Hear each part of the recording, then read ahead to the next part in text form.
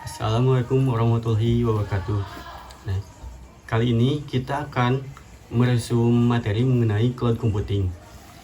Di sini kita beranggotakan ada saya sendiri, Ahmad Muhammad Ismail, lalu ada Suwandi, lalu ada Lutfi Fauzi Ismail, dan juga M. Galih Tresna. Selanjutnya, cloud computing atau komputasi awan adalah suatu bentuk pemanfaatan dari internet dalam melakukan pekerjaan. Kemudian ada cloud atau awan adalah sebuah istilah untuk menggambarkan koneksi internet. Maksudnya adalah kita memanfaatkan internet untuk melakukan kegiatan atau aktivitas seperti pengolahan data ataupun pengolahan data. Terus kita tidak perlu menyediakan storage atau ruangan pada hard disk laptop atau komputer untuk menyimpan file karena kita menyimpannya di Google Drive.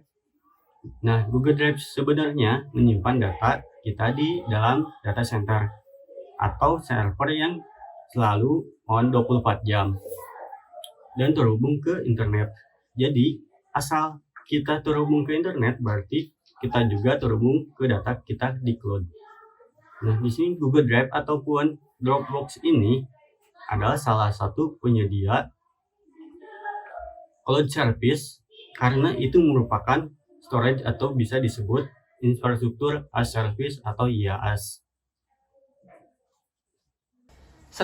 Selanjutnya ada 3 jenis utama cloud computing. Salah satunya adalah yang barusan disebutkan infrastruktur as service, yang berarti infrastruktur sebagai layanan atau produk. Maksudnya adalah kita menyimpan file kita di server mereka. Kemudian file kita akan disimpan ke dalam hard disk penyimpanan. Itu merupakan infrastruktur dalam sebuah server. Misalnya, kita lihat CPU, dia mempunyai hard disk, prosesor, dan lain-lain. Itu merupakan infrastruktur atau komponen yang membangun CPU kita. Kemudian yang kedua, yaitu platform as a service, yang merupakan sebuah layanan untuk membuat sebuah environment atau lingkungan atau kerangka kerja baru, misalnya aplikasi, contohnya seperti OS yang di dalamnya untuk mendukung aktivitas kerja kita. Terus selanjutnya ada database engine, framework aplikasi, dan lain-lain. Yang ketiga ada software service atau software sebuah layanan, contohnya yang tadi yaitu Google Drive, Dropbox sebenarnya masuk ke kategori ini walaupun basisnya adalah storage yang merupakan infrastruktur as a service. Sebenarnya Google Drive dan Dropbox lebih daripada sekedar storage, makanya mereka masuk ke SaaS karena mereka sudah diprogram menjadi sebuah software atau aplikasi yang mudah digunakan dengan UI yang bagus, dan juga ada sistem billing yang kalau kita misalkan kita mau kapasitasnya segini, kita harus membayarnya, dan juga ketika memanagenya menjadi gampang seperti itu. Selanjutnya ada manfaat cloud computing. Nah, apa saja manfaat cloud computing? Nah, yang pertama, data dapat tersimpan secara terpusat pada server. Nah, yang kedua, keamanan data lebih terjamin. Yang ketiga, fleksibilitas serta skalabilitas yang tinggi. Nah, terus yang terakhir yaitu investasi.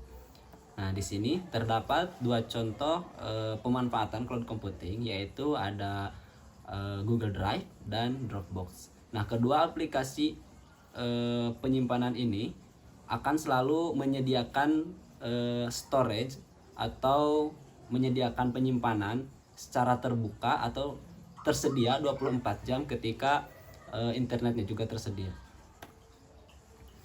Nah, tapi lebih dari sekedar penyimpanan, file cloud computing itu sekarang sudah jauh lebih dari sekedar penyimpanan file kita. Sudah bisa bikin komputer virtual kita sendiri sebagai server yang selalu available atau tersedia terus dalamnya kita bisa install ini, bisa install itu, sehingga kita bisa melakukan ini dan melakukan itu.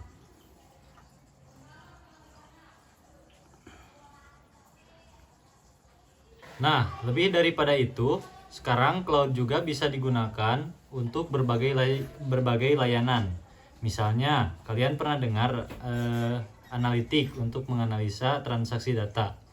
Nah, terus ada juga machine learning dan lain-lain. Jadi, ada yang namanya penyedia cloud atau cloud platform. Contohnya, di sini ada Google Cloud Platform, Alibaba Cloud, Amazon Web Service, dan Microsoft Azure.